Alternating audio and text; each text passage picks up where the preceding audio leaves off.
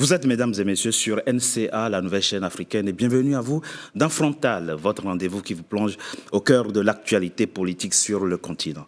La présidentielle prévue en octobre 2025 en Côte d'Ivoire fait couler beaucoup d'encre et de salive. Elle comporte encore plusieurs inconnus.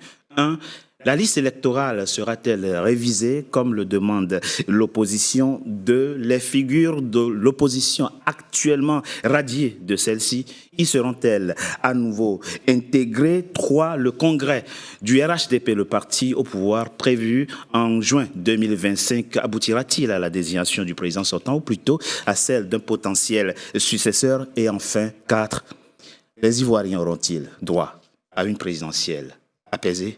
4 invités avec moi pour en parler. Oguina Sea, vous êtes membre du bureau politique du PDCI France, ancien responsable et chargé du réseau presse international. PDCI, c'était dans le cabinet de l'ancien président Henri Konan Bédié. Le 14 mai dernier, votre parti a tenu un congrès extraordinaire qui a abouti à l'élection de Tidiane Thiam à la tête de celui-ci. Mais dans la perspective de la présidentielle d'octobre 2025, qu'est-ce que ça change véritablement de présider un parti quand on est radié de la liste électorale? On en parle au cours de cette émission. Bonjour. Merci. Oui. Merci Oguina Sea d'avoir accepté notre invitation. Docteur Moustapha Ben Ismaïla, vous êtes docteur en affaires publiques, membre du RHDP, coordinateur du Titan Crème, cellule de réflexion et d'écriture militante, farouche défenseur. Êtes-vous du président ivoirien Alassane Ouattara et de son bilan? Vous êtes co-auteur de ce livre, Alassane Ouattara, l'artisan du renouveau ivoirien. Il est l'artisan du renouveau ivoirien. Et dites-vous, votre opposition vous accuse d'instrumentaliser la justice et la commission électorale pour éliminer vos concurrents, ce que vous rejetez, mais on en parle au cours de cette émission. Merci. D'un docteur à un autre, docteur Créy Serge Agbli, la Côte d'Ivoire est riche en cadres et en compétences, et ça se voit, vous êtes spécialiste en énergie, chef de cabinet de la représentation PPACI France, le parti de l'ancien président ivoirien Laurent Gbagbo, lui aussi radié de la liste électorale, mais vous rejetez tout plan B. Mais comment comprendre votre stratégie? On en parle au cours de cette émission. Merci. Merci, monsieur Agbli, d'avoir accepté notre invitation. Dans cette émission, nous ferons le décryptage du verdict tombé ce 22 mai concernant Tidiane Thiam. Et qui mieux qu'un avocat pour décrypter une décision de justice? Brice Nzamba, vous êtes avocat au barreau de Paris, analyste politique. Merci, maître. Merci, Richard. Merci.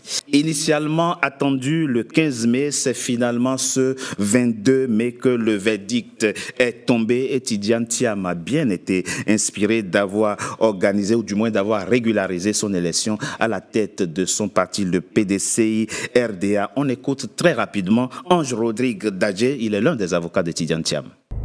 Valérie Yapo a été déboutée de 4 sur 5 de ses demandes. Donc j'estime qu'elle a perdu le procès au profit du PDCI RDA.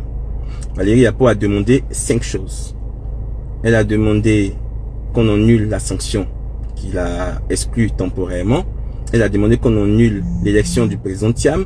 Elle a demandé qu'on annule les organes que le président Thiam a mis en place. Elle a demandé qu'on suspende leurs activités et qu'on désigne un administrateur provisoire.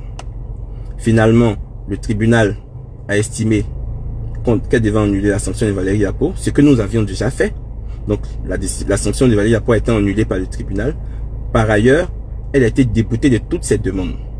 Elle a aussi demandé des dommages et intérêts. Le tribunal l'a déboutée de ses dommages et intérêts.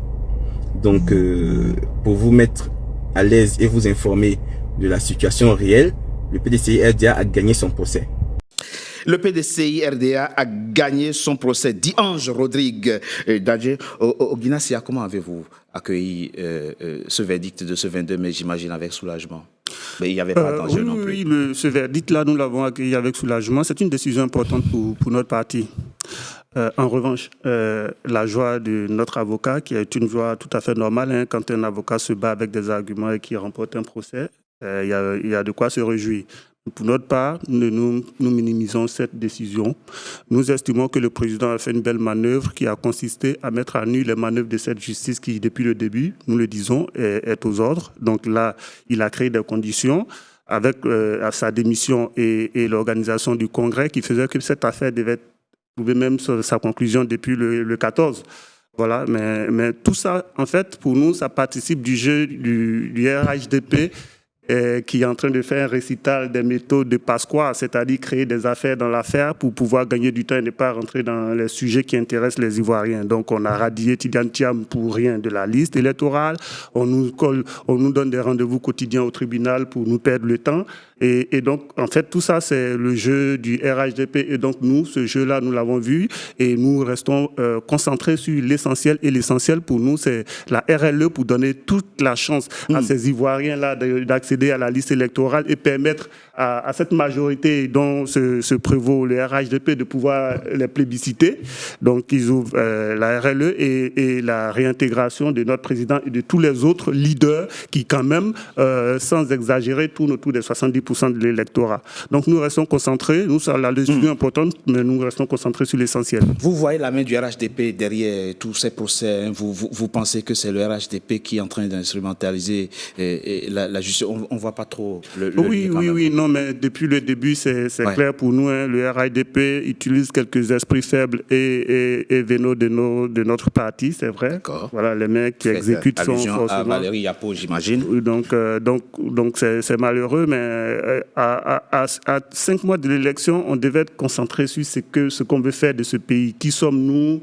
Qu'est-ce que nous voulons laisser comme héritage à nos enfants? Quelle nation voulons-nous construire? C'est sur ces sujets qu'on devait être. On ne devait pas être en train de donner des rendez-vous réguliers au tribunal à un leader qui a pénétré l'électorat et le public ivoirien en un temps record. Et ce qui montre d'ailleurs l'attente de ce peuple-là. Ce que vous dites est tout à fait pertinent. Effectivement, à 5 mois d'une élection, on devrait être en train de parler de l'offre politique, de ce que chaque parti politique propose aux Ivoiriens. Diaby, très rapidement, voilà, vous êtes interpellé. Au fond, si on résume bien, vous vous apprêtiez à mettre sous tutelle le PVDC-IRDA. Pour quelles raisons?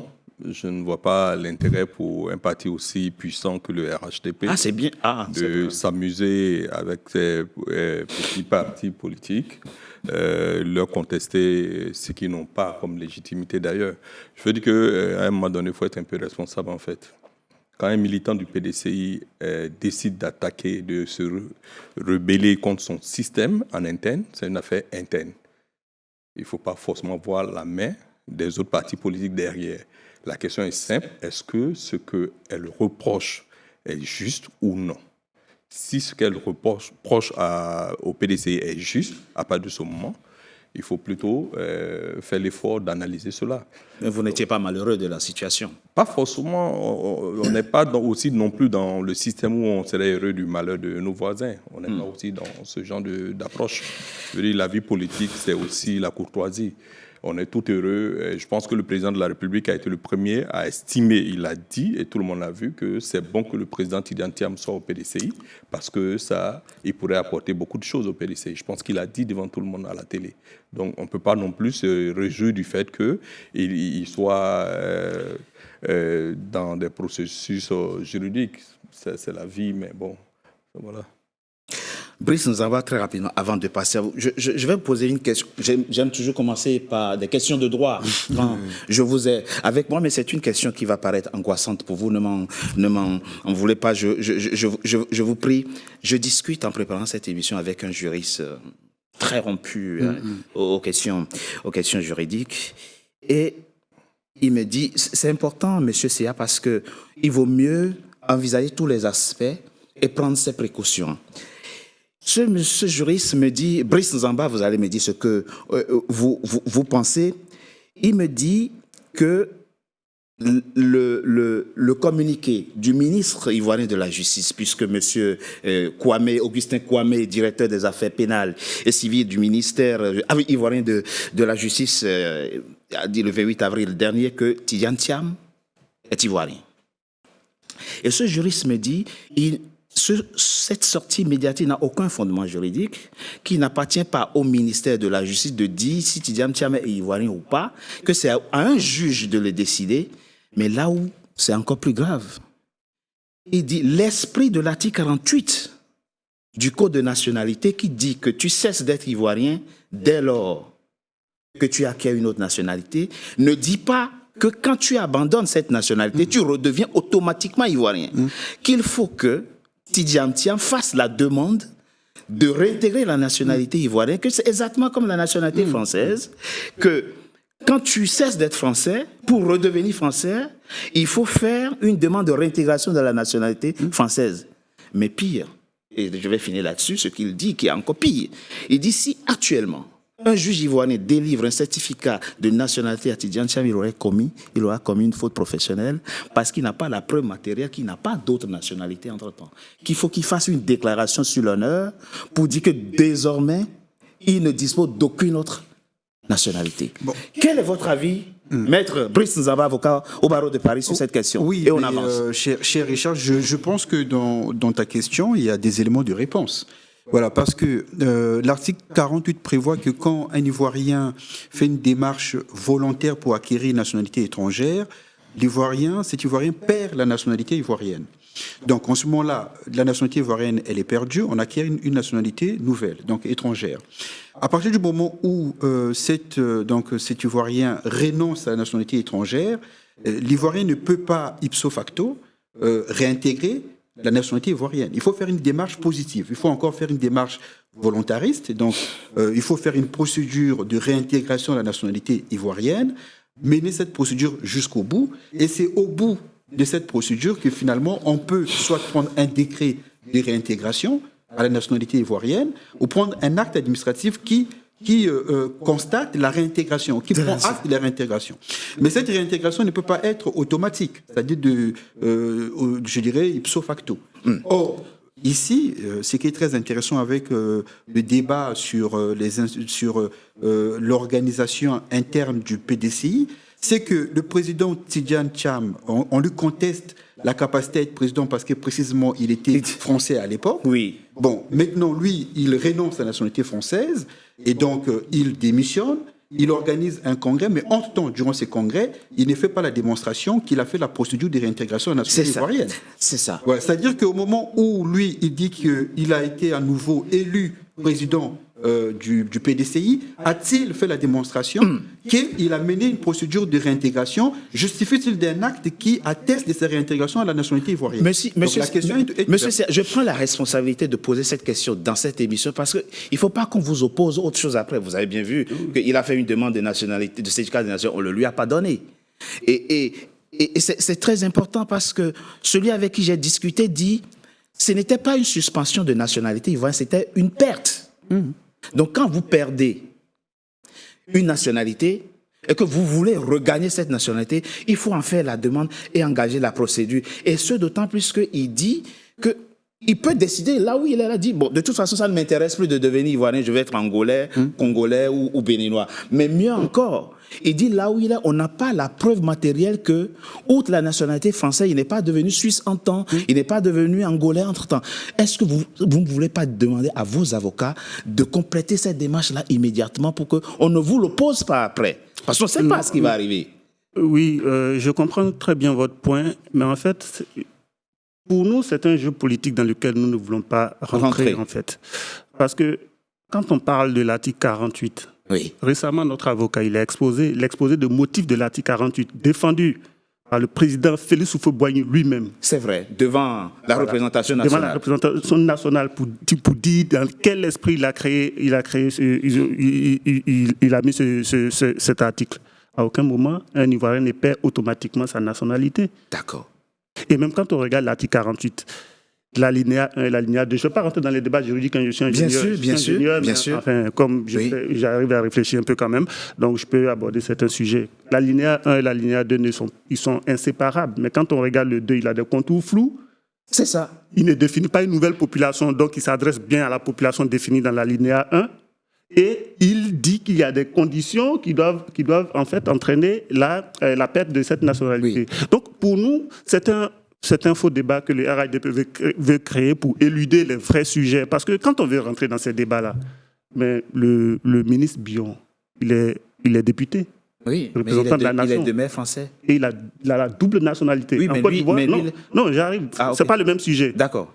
il a la double nationalité. De paix, Normalement, pardon, un de paix, député, pardon, oui. avant d'être député, il signe un engagement sur l'honneur pour dire qu'il a une seule nationalité, il n'a pas d'autre nationalité. D'accord. Le député doit être exclusivement Ce ivoirien qui n'a pas en Côte été d'Ivoire. fait. Ce qui n'a pas été fait, il y en a plein comme ça. C'est vrai. Donc les gens se réveillent un matin et quand on fouille D'accord. bien les placards, ils sont nombreux à avoir cette Mais nationalité. c'est pas Donc, mieux, on c'est est pas toujours mieux, dans le même ce débat, n'est- ce n'est pas dans mieux le de même jeu faire, politique. ce n'est pas mieux de faire la démarche maintenant, qu'il dise, qu'il écrit, qu'il fasse une déclaration comme quoi je n'étais que français entre-temps, je Non, n'avais il ne veut pas... pas faire cela. Pourquoi? Parce qu'on met de l'eau au moulin du RHDP. Le RHDP nous a confisqué notre... Il a dit tout à l'heure qu'il n'était pas intéressé par affaiblir des partis, mais nous ont confisqué notre logo du PDCI dans leur logo pour dire que le PDCI fait partie du RHDP alors que nous disons que nous n'en En sommes fait, pas partis. il y a Donc on ne va un pas rentrer dans un aspect, débat il y a un avec- aspect intéressant avec quand ça, même avec qu'on des peut personnes. soulever au niveau des juges ivoiriens. Oui.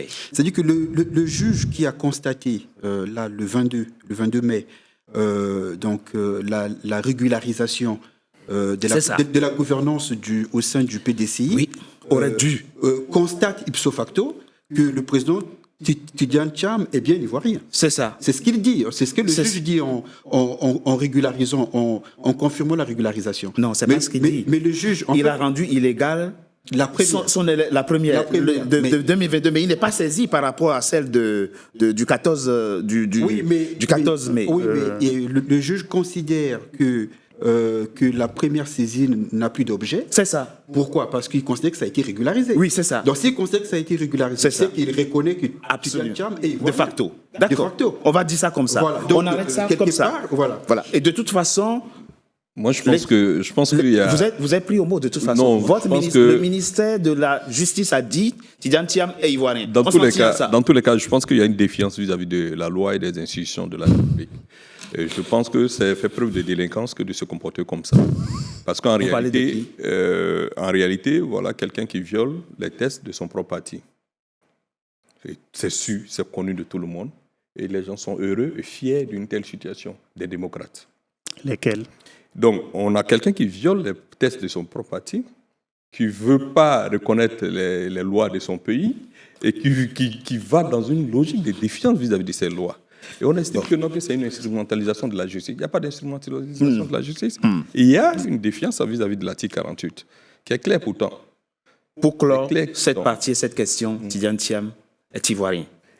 Au moment où on est en train de faire cette émission, on tire cette conclusion et on avance. Monsieur Agbri, très rapidement, parlons maintenant des choses concrètes. Vous dites, pas question d'enclencher un plan B. Vous voulez faire comment? Si la liste électorale n'est pas révisée, puisque votre président est toujours radié de cette liste électorale.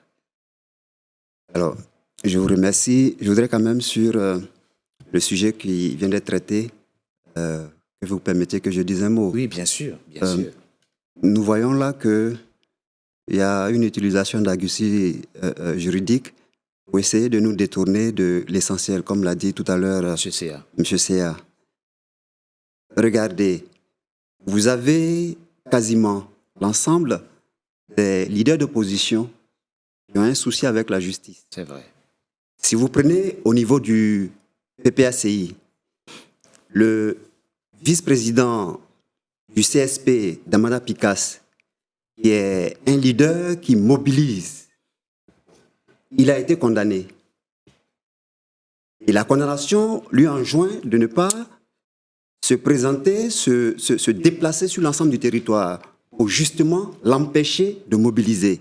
Si vous prenez quoi Justin, secrétaire général adjoint, lui aussi frappé par la justice, empêché de ne pas se mouvoir sur l'ensemble du territoire. Gala Kolebi, membre de la commission communication, il est en prison. Au niveau de la société civile, Charles Rodal Dosso, il a été justement accusé parce qu'il voulait marcher avec la société civile pour la cherté de la vie. Vous comprenez? Si il y a Armel Cripeux de agir pour le peuple. Donc, on est là, Siam, le PPACI, le président Laurent Gbagbo, Charles Blé Goudé, toutes les personnes, je ne parle même pas de Soro Guillaume. Vraiment, nous demandons, nous en appelons à l'esprit républicain, si tant qu'il y en a, au parti au pouvoir, pour mettre en place un cadre sain un cadre transparent pour une élection démocratique inclusive. Il n'y a que ça que nous demandons, rien d'autre. Très bien. Le message est très clair. Moi, je pense que il ne faut pas faire passer pour ces éléments, ces personnes qui viennent de citer, il ne faut pas les faire passer pour des Victimes. ou C'est des criminels, ou des selon enfants vous. de cœur. Ils sont impliqués dans D'accord. des affaires qui les a condamnés. Monsieur Non, Diaby. eux tous. Picasse, c'est le plus célèbre. Mais les affaires, on peut en créer. Picasse, c'est c'est le pas plus célèbre. compliqué. de ce que vous Monsieur avez Diaby, cité. Non, mais- de On toute... connaît ses hauts Monsieur faits dans ce Monsieur pays-là. Diaby. Non, mais... Picasse Monsieur- déchiré devant toute la communauté internationale. Mais c'est pas pour ça qu'il est résultats des condamné. élections. C'est pas pour ça qu'il a été condamné. Non, Ce je veux n'est dire, pas je veux une dire que accusation. c'est un habitué. Monsieur Diaby. C'est un habitué de la haute Monsieur délinquance, en Diaby. fait. C'est ce que je veux dire. Monsieur Diaby, Voilà, c'est la vraiment un question, habitué. le point qu'a soulevé M. Agbli, c'est un point très, très important, très pertinent, mais qui m'amène, moi, à vous poser une question toute simple. D'accord. Et là, je m'adresse à l'intellectuel. D'accord. Oublions un peu la casquette RHTP. De toute la liste qu'il a citée, le premier, c'est Laurent Gbagbo, qui est radié de la liste actuellement. Je ne sais pas si vous, Ivoiriens, vous le savez, mais la Côte d'Ivoire, ce n'est pas n'importe quel pays. C'est un pays qui, en plus de son poids économique, a un poids politique. Vous avez été les premiers à avoir tracé les sillons du processus démocratique en Afrique, vous le savez. Pendant que la FECI donnait des sueurs froides au président Félix Houphouët-Boigny, pendant qu'un certain Laurent Gbagbo descendait dans les rues pour réclamer le multipartisme, c'est un silence de mort qui régnait sur le continent. Le seul pays où il y avait du bruit à peu près, c'était en Afrique du Sud, dans les Tamashek et à Soweto, mais c'est pour autre chose. Eux, ils réclamaient la fin de l'apartheid et la libération de Nelson Mandela. Sinon, vous, Ivoiriens, vous êtes les précurseurs du processus démocratique. Vous n'avez pas attendu François Mitterrand avec son discours de la Baule pour réclamer le multipartisme. Donc, la Côte d'Ivoire, c'est un État sérieux. Le problème, c'est comment se fait-il que vous ayez voulu juger Laurent Gbagbo, j'ai un juriste avec moi, en 2018, que vous n'avez pas pu penser qu'on peut mettre en place une commission rogatoire, qu'un juge quitte la Côte d'Ivoire pour aller auditionner Laurent Gbagbo là où il est, ou s'il ne veut pas qu'il donne ça, qu'il délègue son pouvoir à un juge néerlandais pour auditionner Laurent Gbagbo, qu'on envoie le procès verbal à Abidjan, et qu'une fois que les éléments sont réunis, on ouvre un procès avec un dispositif technique pour que depuis l'AE, Laurent Gbagbo assiste au moins à son procès et qu'il sache comment et pourquoi il a été condamné. Je pense que... Vous décidez comme ça de faire un procès, vous envoyez une convocation à son domicile à Cocody, alors que vous savez qu'il était à La Haye. C'est comme ça que l'arbitraire commence. C'est pour ça qu'ils sont en train. C'est comme ça que ça commence. Vous êtes dans l'analyse. Vous êtes dans l'analyse et vous sortez. Non, c'est une question que je vous pose. C'est pas une question, c'est factuel. C'est une analyse. Moi, C'est je dans le pense domaine que public. non, s'il vous plaît, je pense que le président de la CIE a suffisamment défendu cette position. Je pense que ça a été clair pour tout le monde. Maintenant, la question que je vous pose, est-ce que dans le monde, il y a un avocat à côté de moi, est-ce qu'on ne juge pas par contumace ou est-ce qu'on ne juge pas quand quelqu'un n'est pas forcément présent au procès? Non, pas dans ces conditions, vous le savez. Il y a un juriste qui est là. Il y a le principe du contradictoire qui doit toujours Oui, mais ces être avocats ont été... respecté. C'est-à-dire qu'il doit être représenté, ces avocats ont été défendu. sollicités. Et c'est lui qui a désigné ses avocats. Donc, le principe du contradictoire, le droit de la défense a été respecté. Donc, c'est lui qui a désigné ses avocats. C'est pas ce que dit son avocat. Pourtant, ce qui s'est passé, c'est que c'est lui qui a désigné ses avocats.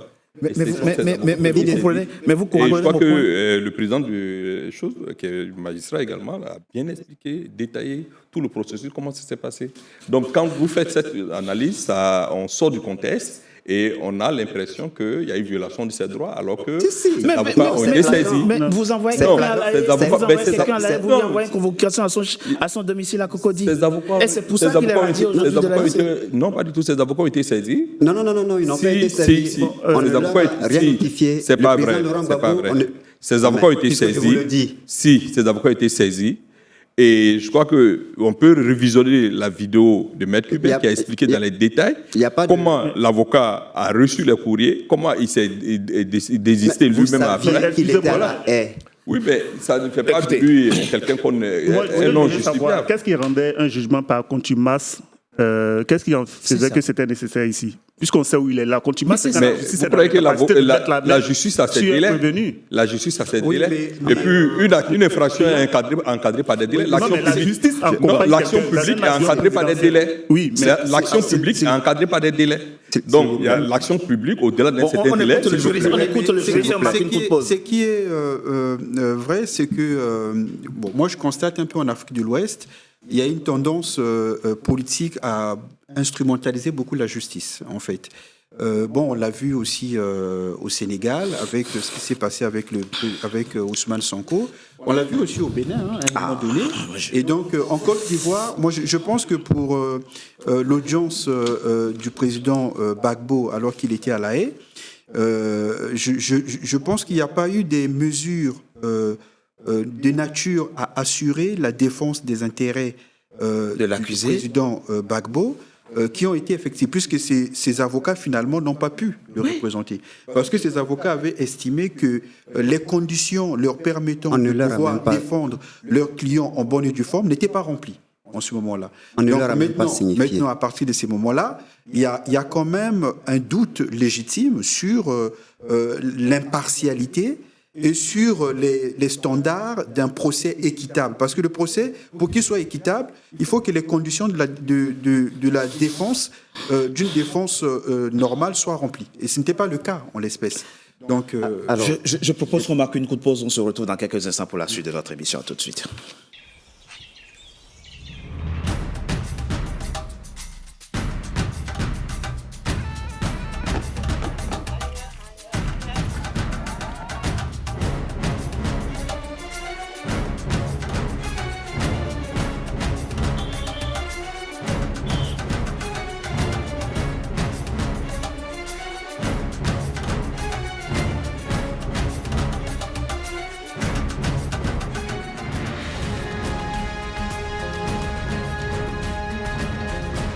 NCA, la nouvelle chaîne africaine. Deuxième partie de Frontal, votre rendez-vous politique, dont le numéro de ce jour est consacré à la Côte d'Ivoire. Mes 4 invités sont restés avec moi très rapidement. Monsieur Agbeli, vous vouliez répondre par rapport aux explications de Monsieur Diaby concernant justement le président Laurent Gbagbo qui, du fait de sa condamnation, aujourd'hui radié de la liste électorale. Écoutez, Monsieur Gbagbo lui-même, le président Laurent Gbagbo s'est prononcé sur ce sujet. Maître Abiba Touré, qui est porte-parole du parti et qui est aussi avocat du président, elle s'est également prononcée. D'accord. C'est un peu dégoûtant. Je voulais juste relever deux points qui ont été relevés. Un, aucune décision n'a été notifiée au président Laurent Gbagbo pendant que le procès avait lieu. Il ne savait même pas qu'il y avait procès à Abidjan. Un. Deux, il est ancien chef d'État. Suivant les dispositions de la loi ivoirienne, c'est une cour spéciale qui doit se réunir pour ce cas. Ça aurait changé quoi au verdict? Non, mais ce qui n'a pas été fait. Oui, mais même si ça avait été fait... on veut simplement rappeler, le fait que la justice est instrumentalisée. Voilà. Et ce point-là, ce n'est pas un point sujet à discussion, c'est de l'évidence. C'est une lapalissade que de le dire. Voilà. Allez-y très rapidement. Oui. Maintenant, vous allez faire quoi? Qu'est-ce que nous allons faire? Oui, c'est ça la question aujourd'hui. Pour avancer, vous faites comment? Alors, depuis, et là, je voudrais aussi rappeler quelque chose. On va vers une échéance importante pour le pays. Oui. Le pays a connu des traumatismes en 2010, en 2020. Et tous les leaders d'opposition sont unanimes. Il faut mettre en place un cadre consensuel pour que cette fois-ci, les élections soient apaisées. Et c'est quoi un cadre consensuel?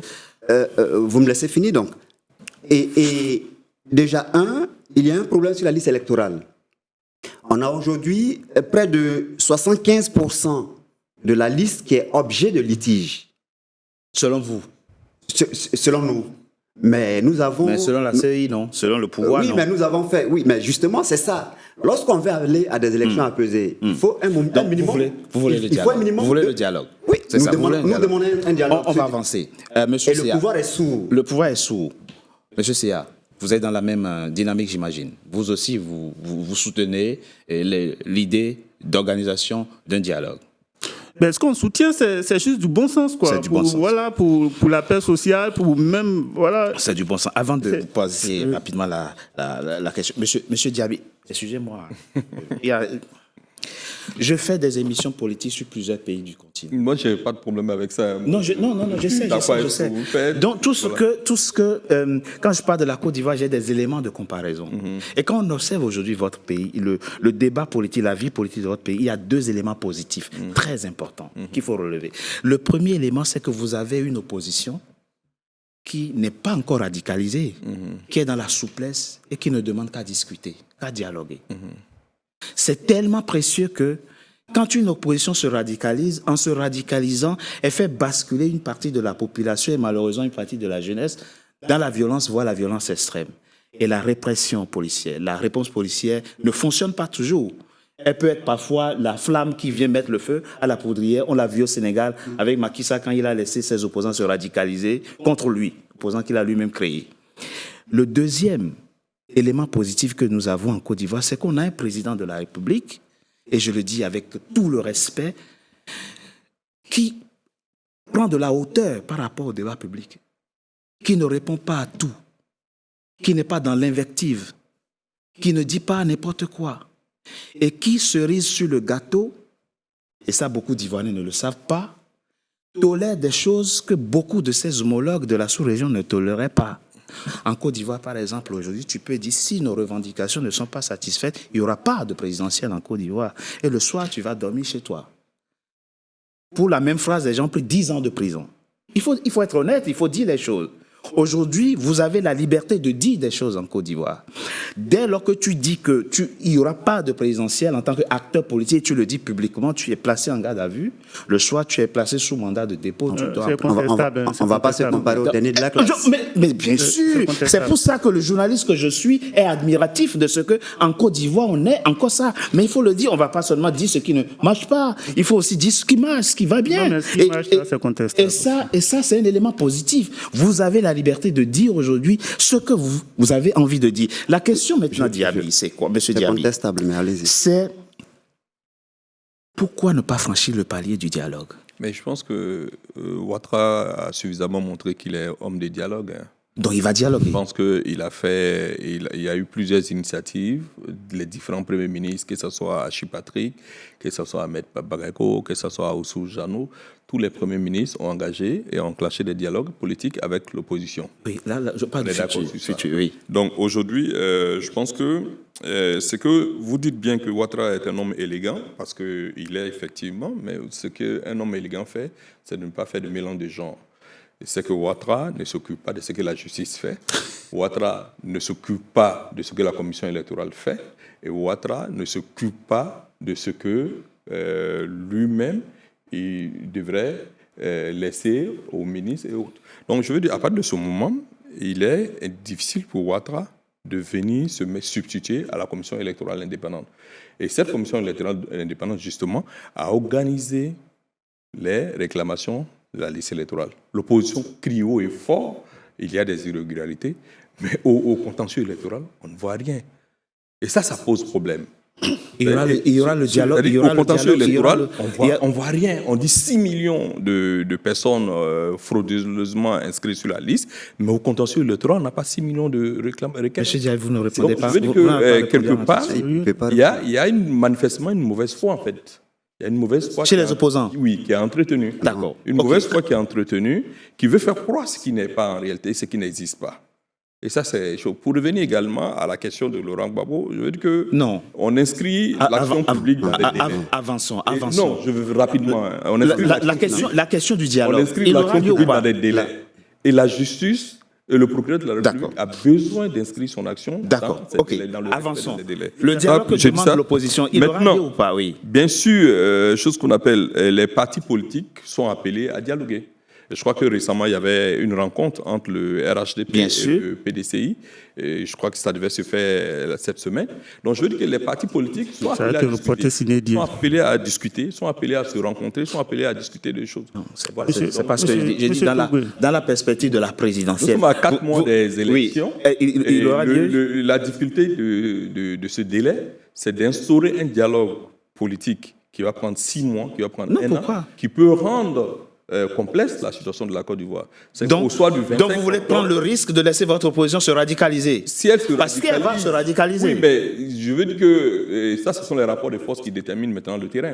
Voilà. Donc, à un moment donné, vous avez entendu les leaders déjà disent à leurs militants, restez mobilisés, oui, soyez prêts à attendre. Elle va se radicaliser, votre opposition. Je voudrais relever... Je veux dire que c'est le terrain qui détermine les rapports. Dans le rapport de force, vous faites allusion à la force politique, à la force policière. Non, je parle ils ont des militants, on a des militants.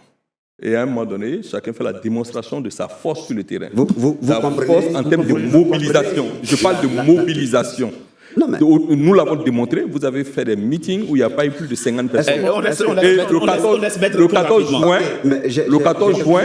14 juin, nous aurons des mobilisations ici à Paris, en Côte d'Ivoire, pour montrer notre force. On a un problème de Vous êtes distribution au de la pouvoir, parole. vous dirigez le pays. Il y a des problèmes qui sont posés. Et lesquels? On a besoin, Quels sont on ces est problèmes? en train de parler justement du cadre équitable pour les élections. Et c'est quoi le cadre équitable? On a besoin de discussions politiques pour prendre des décisions. Oui. Et vous dites qu'il faut aller dans la rue pour marcher. Non, je comprends pas. Comprenez l'incongruité. On vous a, non. Un point. C'est pas incongru. Ce qui est incongru, c'est de Il est vouloir en train de imposer dire un que, calendrier. En fait, le président Ouattara était tout magnanime que lui, il ne faisait pas un mélange de genres. Mais excusez-moi, le président de la CEI, il a été formel. Lorsqu'il enlève le nom du président Laurent Gbagbo sur la liste électorale, quand on lui demande qu'est-ce qu'il dit? Non, c'est pas lui qui enlève. Il a reçu donc, il reçoit de l'exécutif. Oui, donc Non, pas de l'exécutif. Non, il ne reçoit pas de l'exécutif. Il ne reçoit pas de l'exécutif. Non, c'est faux. Il ne reçoit pas de l'exécutif. Il reçoit de la justice. Oui, c'est ça. Voilà, faut pas. Non, quand il dit de l'exécutif, c'est faux. Le ministre de la Justice. Non, ça c'est un autre débat. Allez-y, s'il vous plaît, monsieur Agbeli. Monsieur Agbeli, c'est pas le ministre de la Justice qui lui donne. On laisse rapidement monsieur lui donne. S'il vous plaît, monsieur Diaby. Très rapidement, Voilà, monsieur merci. Sia, et puis maître. Alors, ce que je voulais dire, c'est que je pense que vous vous êtes laissé prendre dans le piège de la communication du RIDP. Il n'y a pas quelqu'un qui a fait beaucoup plus de prisonniers politiques et de prisonniers d'opinion que le président Ouattara. C'est faux. Vous pouvez me laisser développer. S'il vous plaît, monsieur Diaby. S'il vous plaît, monsieur Diaby. Il a cité des noms aujourd'hui. C'est faux. Il a cité des noms, tout ça. Il faut parler aussi un peu des... Mais tu oublies que la direction, tu oublies que la direction du RHDP, tu oublies que la direction du RDM s'est retrouvée emprisonnée à un moment donné. Toute la direction du RDM. Monsieur Diaby, on laisse monsieur Sia finir rapidement. S'il vous plaît, on laisse monsieur Sia finir. Dans ce piège de la communication. Non, ne vous en faites pas. Quand il y a un point positif aussi, il faut le dire. Il n'a cité que les prisonniers d'opinion du PPACI. Chez nous, on a nos jeunes Macron Ier qui a été emprisonné juste parce qu'il a... S'il vous plaît. Pourquoi? S'il vous plaît. Non, c'est important. Vous allez répondre après. Il a été emprisonné pourquoi? Vous allez répondre après. Macron Ier a été emprisonné pourquoi? Vous allez répondre après. Non, mais vous allez répondre après. Vous voyez la version du militant RIDP qui allez-y. Donc imaginez ça. Non, allez-y très rapidement. Non, monsieur Diaby. Non. Moi, mon doctorat, je l'ai mérité et tu n'en parles pas. Non, sérieusement. Moi, mon doctorat, je l'ai mérité et tu n'en parles pas. Et surtout, tu n'en parles pas de cette façon-là. Non, mais c'est maladroit ça. Oui. Je suis diplômé de l'ESP. On s'en fout de ça. Voilà, ton diplôme n'engage que toi. Moi, mon diplôme, je l'ai mérité. Je l'ai rédigé et mon doctorat, ça fait 500 pages. Monsieur Diaby, voilà, non, c'est bon. Monsieur Sia, s'il vous plaît. Et puis si tu es brillant, tu vas faire un doctorat. S'il vous plaît. Non, si tu es brillant, tu vas faire un doctorat. On avance, s'il vous plaît. Non, ingénieur, dis quoi? Bon, alors on va arrêter cette émission. Alors, parce que ce n'est plus tenable, on va arrêter cette émission. Mais s'il vous plaît. Non, je n'accepte pas ces injures-là. Arrêtez, s'il vous plaît. Non, parce que tu vas rien dire d'intéressant. C'est connu. S'il vous plaît. Il n'y a rien d'intéressant que tu vas dire. S'il vous plaît. N'a pas menti, fait des ragots, il n'y a rien d'important que tu vas dire en fait. C'est le même président Ouattara qui est venu sur TF1 ici, qui pendant 15 ans dit qu'il n'y a jamais eu de prisonnier politique en Côte d'Ivoire. C'est le même qui a fait monsieur Sia, et c'est quoi un prisonnier politique? Monsieur Sia, s'il vous plaît, monsieur Dia, s'il vous plaît, monsieur Sia, s'il vous plaît, on avance, d'accord? On avance. On a bien compris, vous teniez à souligner. La subtilité qu'il faut comprendre et que moi-même j'admire chez le président Ouattara, c'est de pouvoir... S'il vous plaît, on laisse finir et puis vous répondez après. Il ne frappe que ceux qui menacent ses intérêts. Et son pouvoir. Voilà, les intérêts, c'est ceux qui peuvent mettre en danger son pouvoir. C'est-à-dire, vous pouvez être critique. Tant qu'il estime que votre critique ne pénètre pas une frange de la population... C'est une opinion, absolument. Sinon, il y a plein de prisonniers, il y a plein de choses, il y a plein Le propos est très clair. Je ne disais pas qu'il n'y a pas, je ne dis pas qu'il n'y a pas de prisonniers en Côte d'Ivoire. Je ne disais pas qu'il n'y avait pas de prisonniers à Côte d'Ivoire. Moi, je suis là-bas de mes éléments de comparaison. Parce que si vous voulez voir tout noir, on ne peut pas avancer non plus. Brice Nzama, moi, j'avais le sentiment, et vous m'expliquerez pourquoi. En tout cas, c'est ma compréhension des choses. Le président de la République, la Côte d'Ivoire est comme une maison. Les Ivoiriens sont une famille, une grande famille. Et dans notre sociologie locale et dans notre culture à nous, le dialogue est le premier instrument de régulation sociale. On peut s'interroger sur le refus, en ce moment-là, du RHDP, du patriarche de la maison, du père de la maison, d'organiser un dialogue avec l'ensemble des membres de la famille. On peut ne pas être d'accord sur les points évoqués. Mais au moins, le père de famille écoute et dit « ça, je peux satisfaire, ça, je ne peux pas, ça, je ne peux pas ». Au moins, il tient sa maison. Oui. C'est ce que vous faites. C'était le sens de ma question, du dialogue. Oui, en fait, moi, ce que je constate, c'est qu'on nous dit que le président Ouattara est respectueux des institutions, est respectueux de la justice et qu'il laisse faire la commission électorale faire son travail et qu'il n'intervient pas ou il n'influe pas sur les processus. Bon, moi, j'aimerais quand même relever la circonstance que quand les condamnations ont été prononcées par contumace contre le président Gbagbo, contre Blé Goudé, ceux deux sont tout de même rentrés en Côte d'Ivoire et la peine n'a jamais été exécutée. Voilà. Bon, on l'évoquait l'autre fois, dans une émission l'autre fois. Dans l'autre émission, il y a un représentant du RHDP qui nous a expliqué que dans le souci de dialogue du président Ouattara, il n'a pas voulu que ces peines soient exécutées. Ce qui est une bonne chose. Donc on comprend par là que le président Ouattara, quand il veut, il peut aller dans un sens qui va même à l'encontre des mécanismes institutionnels prévus, puisqu'il l'a fait avec les peines qui n'ont pas été exécutées. Alors pourquoi il ne peut pas aller jusqu'au bout de cette logique et considérer, comme vous l'avez dit, que là, on est dans une phase où on est en train d'aller vers une élection qui est cruciale. Il faut sortir la Côte d'Ivoire des phases, je dirais, en fait, litigieuses des élections. Puisque depuis 2010, il y a eu ça, 2020, il y a eu ça. Il faut tout de même qu'on puisse avoir une élection qui est apaisée cette fois-ci. Et il n'est pas possible que des figures de proue de l'opposition soient écartées de cette élection. Et donc, puisque dans le cadre institutionnel, ça devient difficile, dans ces conditions-là, il faut créer un cadre de dialogue pour pouvoir rééquilibrer le cadre institutionnel.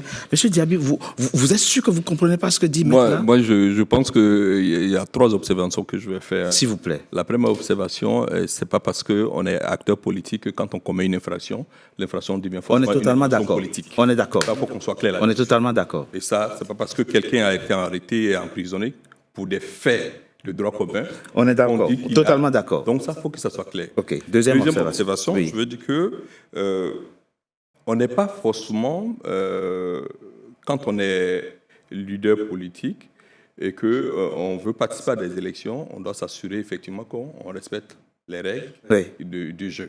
Et ça, c'est important. Et à ce niveau-là, on ne peut pas nourrir la vie politique ivoirienne de compromission et de compromis. On le fait depuis plus de 30 ans.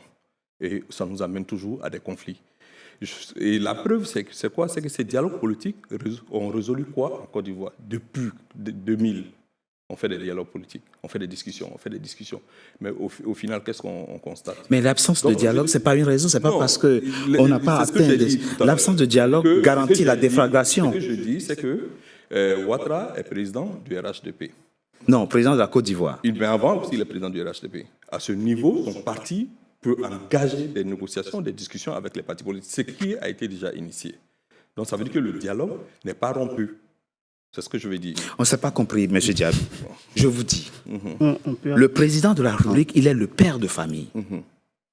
Dans sa maison, c'est lui le père, en Côte d'Ivoire. Là. Il n'y a pas deux pères. C'est le président Alassane Ouattara qui est le patriarche de la maison Côte d'Ivoire. Il y a les membres de la famille Côte d'Ivoire qui veulent discuter. Vous pouvez faire l'expérience en tant que père. Quand vous décidez dans votre maison d'écarteler une partie de la famille et d'avoir vos privilégiés à vous, votre maison est vouée, est vulnérable. Dans tous les cas, cette cette question relève de la compétence exclusive de Ouattara, de décider, de discuter ou de ne pas D'accord. Mais vous, membres du RHDP, vous me rappelez au RHDP alors que je vous ai donné la position du RHDP tout à l'heure. Je vous ai dit que le RHDP est en train d'initier des discussions. Très bien, on avance. Voilà. Très bien.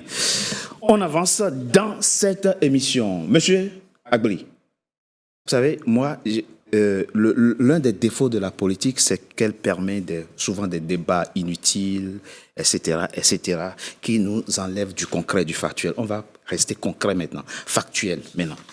Le 17 mars dernier, M. Koulibaly Kubillet et ses équipes ont distribué aux partis politiques ivoiriens la liste électorale provisoire. Sur cette liste sont inscrits 8,7 électeurs, potentiellement. Si cette liste devient définitive, nous aurons le 25 octobre prochain 8,7 millions d'électeurs qui iront aux urnes. Il n'y aura plus de distribution de cartes d'électeurs. C'est fini. C'est ici que ça se joue. Ma question maintenant, pour rester concret, pour rester factuel pour le reste de cette émission, c'est dans ces 8,7 millions d'inscrits, quel est le stock de voix potentielles que vous, PPACI, vous avez sur cette liste qui pourrait vous garantir la victoire au soir du 25 octobre 2025. Avez-vous demandé à vos militants et sympathisants d'aller se faire enrôler et de prendre des cartes d'électeurs? Est-ce que c'est fait? Si oui, dans ces 8,7 millions-là, vous avez quel stock de voix potentiel? Je dis potentiel, aujourd'hui. Merci pour votre question. Je voudrais quand même rappeler très rapidement que vous avez remarqué que lorsque M. Diaby parlait, nous l'avons écouté, personne ne l'a interrompu. Bien sûr. On va faire pareil pour le reste de cette émission. Déjà, nous disons que nous voulons aller aux élections. Je ne vais pas rappeler la figure du président Laurent Gbagbo dans l'esprit démocratique en Côte d'Ivoire. Mais on ne va pas aux élections à n'importe quel prix. Nous disons qu'on a près de 115% de la liste électorale qui est sujette à litige. OK. D'accord. Bon, donc, quand vous dites que 75%, ça veut combien de millions à peu près? À peu près 6 millions. 6 millions sont de faux électeurs? Non, objet de litige. Bon, donc, OK. Au regard de la loi. Au regard de la loi. Je vais dire quoi?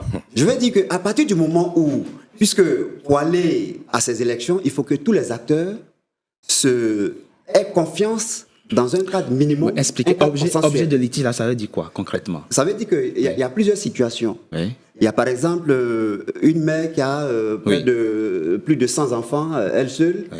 Il y a des gens qui sont centenaires. Okay. Il y a plein de situations qui montrent que ces électeurs-là, il est important qu'on puisse éplucher la liste pour voir et pour l'auditer. Okay. Donc, à partir du moment où une partie significative des acteurs du processus n'ont pas confiance et émettent des doutes, il est de l'intérêt même du pouvoir de dire, OK, on discute pour mettre en place un cadre consensuel. C'est ça qu'on demande. On ne demande pas de faveur. J'ai dit qu'on va rester factuel dans cette émission. Et donc, si on a épuré la liste, qu'elle est normalement une liste consensuelle, nous vous garantissons que nous gagnons les élections. J'ai dit, on va être factuel dans cette émission. Oui. Avant, pour une fois, admettons, le pouvoir dit, enfin pas le pouvoir dit, la CEI dit. Oui, mais on va pas discuter non plus sur des situations hypothétiques. Ah non, c'est pas hypothétique parce que on est à 4. Non, c'est des hypothèses, on est obligé. Ok, allez-y. Voilà. Moi, je voudrais faire non, s'il vous plaît, on n'a pas fini. Ils n'ont pas fini. Parce qu'il faut qu'on comprenne que les Ivoiriens voient eux-mêmes où vous voulez les amener. Ah oui. Admettons, on ne fait rien de ces 6 millions dont vous parlez et on va aux élections. Non, attendez. La CEI dit qu'il n'y aura pas de révision de la liste électorale. Vous avez deux options. Boycotter ou participer, vous ferez quoi? Déjà, on a décidé de participer à toutes les élections. Ce qui suppose que vous allez vous soumettre au verdict des urnes. Le président Laurent Gbagbo est un fils des élections. On a décidé de participer à toutes les élections. Cependant, comme vous voulez qu'on soit factuel, il y a eu la convention d'avril dernier au cours de laquelle le président a donné justement les démarches futures. Il a invité encore une fois le pouvoir à la discussion. Mais vous voyez bien et cela jusque dans la première quinzaine du mois de juin. Après la première quinzaine du mois de juin, qu'est-ce qui se passe? Le parti va se retrouver, la direction va se retrouver. Et si on n'a pas été entendu en ce moment-là, une nouvelle ligne sera donnée, de nouveaux mots d'ordre seront donnés.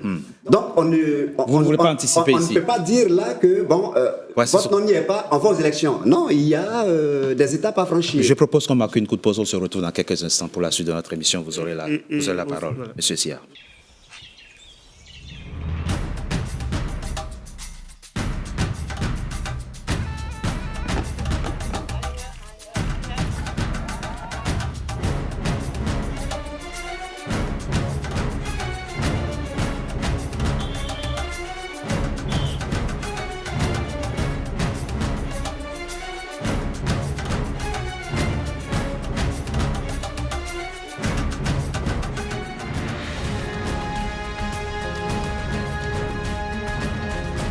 NCA, la nouvelle chaîne africaine.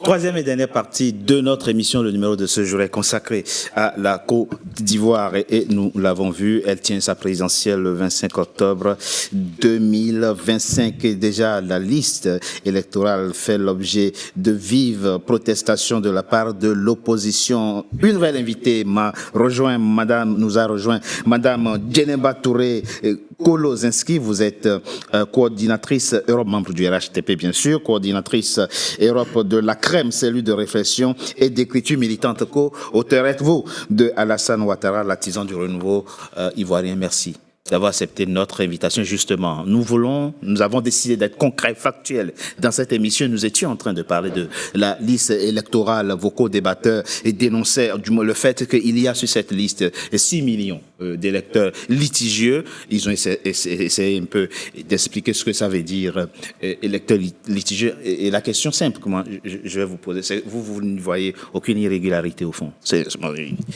Merci Monsieur Togbe, merci à vous tous. C'est gentil de me recevoir aujourd'hui. Alors, la liste électorale en Côte d'Ivoire, c'est extraordinaire. C'est devenu un fétiche qui remue tous les bois sacrés depuis plusieurs années. L'opposition y voit toujours des irrégularités. Mais je vous signale que au sein de cette commission électorale indépendante, nous avons les délégués des partis, de ces partis politiques-là. Alors, est-ce que ces gens-là travailleraient contre leur propre parti?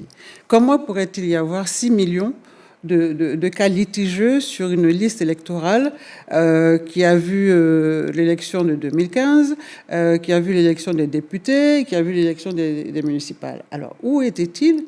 Et nonobstant tout cela, aujourd'hui, nous sommes en phase de contentieux de cette liste électorale. Mais pourquoi ne vont-ils pas rectifier ou faire corriger ces Mais c'est ce qu'ils demandent. Mais qu'ils y aillent. Mais non, c'est pas eux. La commission est ouverte à ça. Ben, la commission dit qu'elle ne veut pas réviser maintenant. Enfin, la liste électorale. Vous parlez d'une nouvelle révision. Nouvelle révision. Donc, c'est pas des cas. Vous ne parlez pas de cas litigieux. On est en 2025. Mais oui, mais en 2025 la loi dit qu'il faut réviser chaque année la liste. Mais alors 2025 ne se termine pas au mois d'octobre. Ah, mais je suis totalement d'accord avec vous. Mais à partir du moment où ça pose problème, pourquoi pour éviter tous les problèmes? Vous avez déjà les 27 milliards de francs CFA sont mobilisés, les organes de la CEI sont là avec leur démembrement. Où est le problème? Si vous n'avez aucun problème, ce n'est pas un fétiche pour vous non plus, pourquoi ne pas permettre tout simplement sa révision et attendre décembre pour le faire? L'opposition a des problèmes très précis. Ils pressent parce que le PDCI voudrait que, enfin débarrassé de ces problèmes de nationalité, M. Thiam puisse s'inscrire de nouveau sur cette liste électorale. Oui. Mais il a raté ce moment-là. Et il presse parce qu'il voudrait que, par un dialogue miraculeux, M. Laurent Gbagbo puisse de nouveau être inscrit sur cette liste électorale-là. Mais ça, c'est terminé. Le souci pour eux, c'est parce que il ne peut pas y avoir d'autres révisions électorales avant que la révision qui est en cours, avant que la liste définitive ne soit affichée. Et cette liste définitive, elle est affichée 3 mois avant l'élection. Comment ? La liste définitive de ce que nous venons de faire va être affichée 3 mois avant l'élection. Mais ça fait longtemps qu'on vous demande la révision. Mais la révision est faite. C'est celle de 2023 qu'on a faite comme ça jusqu'à 2024. Là, on y est. Mais alors, même en septembre 2025, une révision peut avoir lieu. Pourquoi vous ne la voulez pas? Ce que je voulais dire, c'est que je pense que...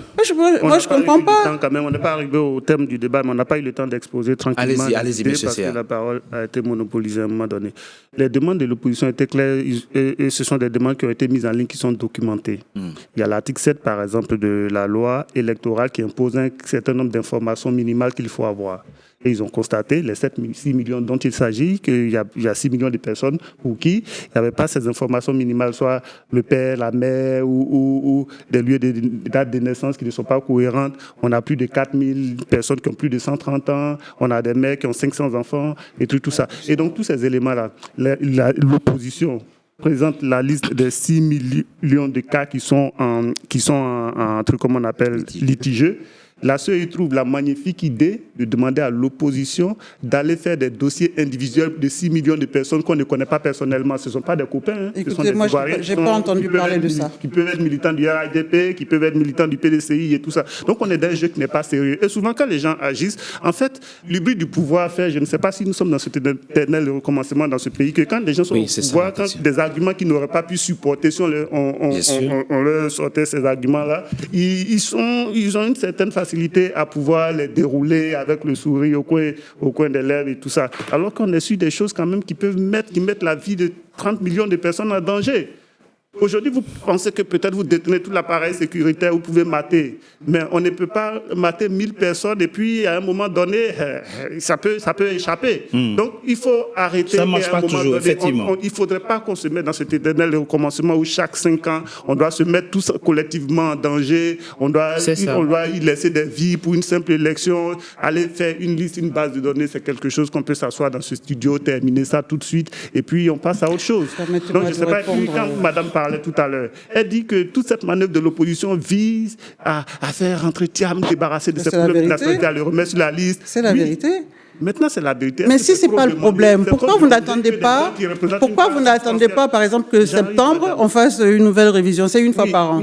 On sera toujours en 2025. Je rentre dans votre postulat que vous venez de faire, de dire qu'ils font cette manœuvre pour réintégrer Gbagbo, pour réintégrer Thiam. Pour essayer, en tout cas, pour espérer. Est-ce que c'est trop demandé dans un pays où des gens qui représentent quand même approximativement 30 millions de l'électorat, on demande qu'ils rentrent sur la liste et qu'on n'attende pas après l'élection pour les faire rentrer? Est-ce qu'un pays, c'est une foire où on peut tout faire dans un pays parce que c'est l'opposition? Parce que votre candidat avait un problème de nationalité. Il n'était pas éligible. Gbagbo n'est pas éligible. Qu'est-ce que vous voulez qu'on fasse? On va avancer très rapidement. Enfin, quand même. Au fond, c'est l'impasse. On n'a même pas l'impression que ce pays, quand on écoute les acteurs, on n'arrive même pas à se rappeler que ce pays a connu la déflagration qu'on connaît. Et on ne sent même pas chez vous le souci, honnêtement. Madame, et vous me direz, maître Brice Nzamba, aujourd'hui, quand tu prends l'édifice électoral ivoirien, tout est verrouillé. C'est-à-dire que, étage par étage, ils ont tout verrouillé au fond. Si tu prends l'étage CEI et ses démembrements, c'est vous. C'est verrouillé, c'est barricadé. Tu prends étage liste électorale, on le voit, c'est barricadé. Tu prends étage candidature des opposants, on le voit, c'est barricadé. Le seul étage dont on ne sait encore rien, mais qui va entrer en jeu après le 25 octobre, c'est l'étage Conseil constitutionnel, contentieux électoral. Et là aussi, j'imagine que c'est verrouillé. C'est déjà verrouillé. Madame. Qu'est-ce que vous appelez verrouillé, barricadé, tout ça? Qu'est-ce qu'il y a de nouveau en Côte d'Ivoire? Comment? Qu'est-ce qu'il y a de nouveau en Côte d'Ivoire? Ce qu'il y a de nouveau, c'est que vous êtes à 4 mois d'une présidentielle et il y a de vives tensions et vous n'avez pas l'air de vous entendre. Les tensions naissent de quoi? Comment? Les tensions naissent de quoi? Elles naissent d'Ivoiriens qui ne veulent pas reconnaître la loi, c'est tout. En 2010, il y a eu des élections. En 2015, il y a eu des élections. En 2020, il y a eu des élections. Pourquoi les Ivoiriens tiennent tant à bouleverser leur vie à chaque élection? Tout à l'heure, vous parliez de dialogue miraculeux. Donc, vous pensez vraiment que s'il y a dialogue en Côte d'Ivoire, ce sera un miracle? Du coup, mais le dialogue, il a cours tous les jours. Vous pensez que les gens ne se parlent pas en Côte d'Ivoire? Vous pensez vraiment entre pouvoir et l'opposition. entre le pouvoir et l'opposition pour éviter À quel genre de dialogue faites-vous allusion? Un dialogue pour dire que, bon, monsieur Thiam, par exemple, avait la nationalité française, ivoirienne, et que le code électoral ne le permet pas, et que maintenant il est allé se défaire. Oui, on peut. Fallait-il un dialogue pour cela? Parfois, face au risque potentiel de conflit, on peut prendre des mesures politiques. Mais pourquoi des conflits? Pourquoi les élections en Afrique débouchent toujours sur des conflits? Oui, mais parce que madame, tous les acteurs ne jouent pas le jeu. Ah ben voilà, mais il faudrait que chaque acteur a sa part des responsabilités. C'est-à-dire que ceux qui sont au pouvoir en général, comme ils ont l'appareil d'État, en général, ils utilisent l'appareil d'État pour pouvoir se mettre dans une position où ils peuvent assurer le contrôle des élections, en fait, dans le sens de leurs intérêts. Mais pour revenir au sujet, moi, je pense que ce qui se joue en Côte d'Ivoire, c'est très, très important. C'est-à-dire que il y a la stabilité de la Côte d'Ivoire, parce qu'il ne faut pas oublier que la Côte d'Ivoire se trouve dans une sous-région qui est elle-même déjà instable, et que la Côte d'Ivoire a fait beaucoup d'efforts pour assurer quand même la sécurité du territoire, et que cette sécurité du territoire est adossée sur la stabilité politique apparente jusqu'à ce jour. C'est ça. Et que si demain on arrive à une instabilité politique où il y a des manifestations et peut-être une insurrection, ça peut entraîner la Côte d'Ivoire dans une sorte d'engrenage ou avec le risque djihadiste qui est juste aux frontières de l'État ivoirien. Donc je pense que pour les hommes politiques ivoiriens qui sont des hommes d'État, parce qu'à un moment donné, il faut sortir du cadre partisan. Il faut être un homme d'État. Un homme d'État, c'est celui qui est capable de poser des actes qui vont même à l'encontre des intérêts immédiats de son parti. Voilà. Et il faut aussi parfois apprendre à penser contre soi. C'est ça quand on pense, quand on veut être un intellectuel, au-delà des diplômes qu'on peut avoir, c'est la capacité à penser contre soi. C'est-à-dire de se dire, est-ce que ce que je pense, c'est ce qui va dans le sens de l'intérêt général. Ou est-ce que c'est le sens des intérêts partisans? Et je pense que la Côte d'Ivoire aujourd'hui a besoin que le président Ouattara se pose comme un homme d'État. Moi, je me rappelle, en 2010, il a fallu aussi que la communauté internationale s'en mêle et que le président Gbagbo puisse faire un effort pour permettre au président Ouattara d'être candidat à l'élection présidentielle. Il y a eu quand même un effort qui a été fait dans ce sens. Donc, je pense qu'à un moment donné, quand on veut rester dans l'histoire, il faut être un homme d'État. Le président Houphouët était un homme d'État. Le président Ouattara prétend ou veut être le continuateur du président Houphouët-Boigny, ou en tout cas, c'est revendique d'être d'Houphouët-Boigny. Il faut être rassembleur. Donc, allez-y très rapidement, Chabri. Oui, pour rebondir sur ce que vient de dire Maître Nzamba, c'est ça. En 2010, figurez-vous que le président Laurent Gbagbo a mis en place la commission électorale et l'opposition était majoritaire dans la commission. C'est ça, quand vous êtes un homme d'État qui voudrait donner un gage à l'opposition, à tous les acteurs pour pouvoir aller vers une élection apaisée. Aujourd'hui, et moi je suis déconcerté lorsque je vois notre Madame Djeneba qui avec froideur s'exprime et fait croire que tout est beau, que tout va bien. Non, elle n'a pas dit ça. Non, mais c'est ce qu'elle laisse entendre. Parce qu'il y a deux choses qu'il faut relever. Il y a le fait, et c'est différent, que la loi demande à ce que chaque année, il y ait la révision de la liste. Mais la loi n'a pas dit le mois. Oui, mais la révision est faite dans la perspective des élections. Non, donc, la loi n'a pas dit ça. Non, la révision de la liste électorale sert à aller aux élections. Mais on ne va pas faire ce débat. La CEI a jusqu'au 31 décembre à minuit pour réviser la liste électorale. C'est ce que dit la loi. Deuxième chose, et ça ce n'est pas juste, ce qu'elle a relevé. Au PPACI, et j'imagine au PDCI, on n'est pas en train de parler de liste consensuelle juste pour des individus, pour M. Gbagbo seul et pour M. Thiam seul. On vous dit qu'il y a 6 millions de cas litigieux. Donc c'est un cas structurel. On parle du cadre structurel. On vous dit que la représentativité au niveau de la commission est biaisée.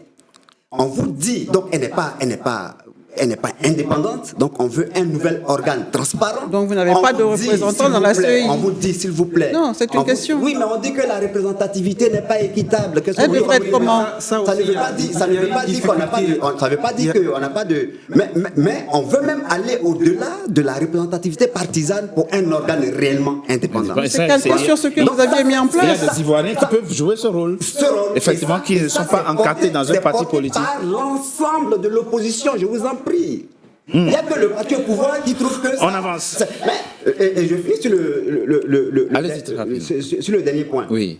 Donc, à partir du moment où ça c'est demandé, la révision, la liste elle-même qui est objet de contentieux, la liste qui doit garantir un minimum d'entente pour aller à des élections, si les acteurs ne sont pas d'accord, on appelle une tierce personne, un tiers organe, pour un audit. C'est tout simple. Il faut auditer, c'est ce que vous voulez. Monsieur Seya, très rapidement. Oui, moi, ce que je voulais dire, c'est, en fait, il y a des discussions pour moi entre compatriotes et les compatriotes qui ont une certaine qualification et qui savent appréhender ce qui est de l'intérêt de la nation et de ce qui est le minimum qui nous réunit. Il y a des choses sur lesquelles on ne devait pas discuter. Et ce débat m'épuise à chaque fois. C'est ça. Quand on doit venir sur un plateau télé pour débattre de ces choses. On est d'accord. Ce qui se passe en 2025, en fait, il y a beaucoup de miscalculations. Je ne sais pas comment, il y a beaucoup d'erreurs que les gens font. Parce qu'aujourd'hui, quand le RDP parle, ils se disent quoi? On a installé des caméras partout, on écoute les opposants partout, donc on peut mater. On peut mater. Non, vous avez maté sans caméra. Il le dit clairement. Le ministre Adjumani l'a dit. Le ministre Touré Mamadou l'a dit. Ils le disent clairement. Il compte sur ça. Ministre d'État. Oui, mais il compte sur ça. On a maté dans ce pays sans les caméras. C'est que quand demain on va commencer à descendre, quand vous allez mater, c'est vos généraux que vous utilisez pour mater qui vont appeler pour dire mais tu es un père de famille, tu es en train de... Mais monsieur, arrêtez ça. Arrêtez ça. Nous avons été matés les premiers. Il n'y avait pas de caméra dans les rues. Il n'y avait pas de caméra dans les rues. Il faut arrêter. Et puis essayez de... Mais vous nous avez assez massacrés. Ce n'est pas notre politique, ce n'est pas notre philosophie politique de massacrer. C'est nous qui avons été massacrés. Madame Touré. Oui, je vous écoute. Donc il y a les deuxièmes. Vous avez été massacrés les premiers, donc il y a eu ceux qui ont été massacrés les deuxièmes. Mais personne, mais ils voudront continuer à nous massacrer. En 2020, c'est ce qu'ils ont fait. Madame Touré, parlez dans le... Non, en 2020, vous avez, par votre CNP, c'est ce que vous avez fait. En 2020, on avance dans cette émission. Allons-y. Je sais que... Écoutez le... Je sais que l'opposition ne sera pas d'accord avec moi, avec la question que je vais vous poser, si vous le dites. Mais je la pose quand même. Le président Alassane Ouattara a consacré presque toute sa vie à son pays, la Côte d'Ivoire. Il a beaucoup fait pour la Côte d'Ivoire. Quand on met de côté sa carrière internationale, ça fait beaucoup de mal quand même. FMI, gouvernement, FNU, s'il vous plaît. Il n'y a pas un seul pays sur le continent qui s'est aussi rapidement relevé que vous avez pu le faire, vous, Ivoiriens, après le drame que vous avez connu. Aujourd'hui, les Ivoiriens se parlent entre eux, alors que logiquement, ils ne devraient même pas se parler entre eux, vu ce que les uns ont fait aux autres. Vous avez réussi la réconciliation, en tout cas, c'est en marche, et c'est sous le magistère du président Alassane Ouattara. Votre pays a connu un véritable boom infrastructurel évident. Il a changé le visage de votre pays. Aucun État, ça c'est ce qui est du plan économique. La dette, on la critique, la dette c'est vrai. Mais les 10 premières économies de votre pays sont plus endettées que la Côte d'Ivoire. Aujourd'hui, vous avez... Non, s'il vous plaît, s'il vous plaît. Moi, je ne suis pas un politicien. Il faut ce débat. Moi, je ne suis pas un les rapports 2024 du FMI, peut-être qu'ils se trompent, mais les rapports 2024 du FMI, le taux d'endettement, c'est 62,1%. S'il vous plaît, c'est en deçà du seuil de 70% tel que fixé par les normes UEMOA. Il y a de véritables efforts qui sont faits. Aujourd'hui, aucun État n'interdit à ses ressortissants de se rendre en Côte d'Ivoire. On n'est pas découpé ou macheté ou braqué dans les rues d'Abidjan. Donc il a sécurisé ce pays. La question c'est, quand on a fait tout ça, Madame Touré, quand on a fait tout ça pour son pays, c'est quoi l'enjeu d'un 4e mandat? Qu'est-ce qu'il veut faire les 5 prochaines années qu'il n'a pas fait les 15 dernières années? Ne pensez-vous pas que s'il décide aujourd'hui de passer la main, il rentrerait dans le cœur des Ivoiriens qui construirait pour lui, au cœur d'Abidjan, un monument à sa gloire avec tout ce qu'il a fait pour son pays? C'est quoi l'enjeu d'un 4e mandat? Alassane Ouattara est déjà un monument dans le cœur des Ivoiriens. D'accord. Maintenant, vous venez de parler de sa gouvernance. Oui. C'est une bonne gouvernance. Il y a des choses, la Côte d'Ivoire... Bien sûr. On n'est pas parfait, mais on tend à s'améliorer. Bien sûr. Bon, maintenant... Et pourquoi pas un quatrième mandat, qu'est-ce que ça lui apporterait? Mais vous ne pouvez pas résoudre tous les problèmes des Ivoiriens. À un moment donné, pourquoi vous n'êtes pas éternel. Mais pourquoi c'est la personne d'Alassane Ouattara qui pose problème aussi, quoi? Ah non, on ne dit pas que ça Alassane pose problème. Ouattara, par un référendum, a eu à faire une troisième république. Et cette troisième république-là lui donnait 2 mandats. Il en a fait un, il lui en reste un. Mais quel est le problème? Pourquoi Alassane Ouattara ne pourrait-il pas faire ces 5 années? Puisque de toutes les façons, dans les années passées, vous avez vu qu'on a assisté à une normalisation progressive du pays, l'économie se porte bien. L'économie se porte bien. L'économie se porte bien. Il n'y a jamais rien de parfait. Il n'y a jamais rien de parfait. C'est très important. Alassane Ouattara n'est pas parfait, mais c'est un homme exceptionnel. Bien sûr. Parce qu'on y arrive progressivement. Mais vous comprenez 15 ans, c'est pas beaucoup pour arriver au résultat qu'on a eu. Vous comprenez qu'après 3 mandats et quand on a 83 ans, on ne peut pas aller se reposer tranquillement. Alors, est-ce que l'âge est un facteur de rejet? Pas du tout. C'était juste... Moi, je pense, et beaucoup d'Ivoiriens avec moi, que ce qui est à prendre d'Alassane Ouattara sera toujours ça qu'on aura pris. Dans les 5 années à venir, mais on a vu l'incurie des autres durant les années passées après le président Houphouët-Boigny. On a vu. Le président Bédier, on me dira, il a été, finalement, il est parti par un coup d'État. Il fera 5 mandats, aussi mandats, il ne pourra pas résoudre tous les problèmes. Mais de toutes les façons, c'est à ça qu'il aspirait. Le président Gbagbo, on a vu son mandat. Les 15 ans d'Alassane Ouattara, on a vu ce que ça nous a donné. Et pourquoi ne pas prendre encore 5 années de ce monsieur-là? D'accord. C'est qui à apprendre Ce qui est assez difficile, bon ça c'est pour tous les camps, hein, que ce soit du côté du pouvoir ou de l'opposition, c'est un peu la personnalisation de la vie politique en Côte d'Ivoire. C'est-à-dire que on met plus en avant les personnalités, les trajectoires des personnalités, et on ne met pas assez en avant les idées que ces personnalités-là portent, voilà, ou les projets que les partis portent. Voilà, parce que à un moment donné, quand on a un projet qui est clair et qu'on a des idées qui sont défendues par son parti politique et qu'on a fait ce qu'il fallait faire, on peut penser raisonnablement que quelqu'un d'autre peut reprendre le relais et porter le même projet. Voilà, et qu'on n'est pas forcément quelqu'un d'indispensable. Ça vaut aussi pour les partis d'opposition. Bien sûr. Vous voyez, bon, le président Gbagbo, il a fait son parcours en Côte d'Ivoire. Il peut, pourquoi pas, puisqu'il est frappé par une forme d'inéligibilité. On peut ne pas être d'accord là-dessus, mais on peut aussi imaginer le président Gbagbo passer la main. Bien sûr. On peut aussi imaginer le président Tidjane Thiam passer la main. Bon, lui, il est encore jeune. Oui, mais il refuse les plans B, alors. En fait, c'est pas à nous que vous avez demandé. Mais ça vaut pour... En fait, il peut passer la main pour cette élection et revenir pour la prochaine fois. Aussi, on a vu au Sénégal ce que ça a donné. Au Sénégal, on a eu quand même Bassirou Diomaye Faye qui a été candidat et Sonko est revenu.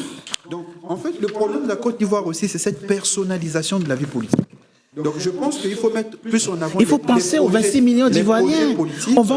On n'allait pas prendre en otage la vie de 26 millions d'Ivoiriens. Personne n'est pris en otage, monsieur. Mais la déflagration que les prophètes du malheur sont en train de prophétiser pour votre pays. Il faut que les Ivoiriens pensent à leur pays. Il faut d'abord que les Ivoiriens pensent à leur pays. Vous êtes certain que c'est ce que exclusivement vous faites? Mais attendez, mais pourquoi ils refusent les plans B eux aussi?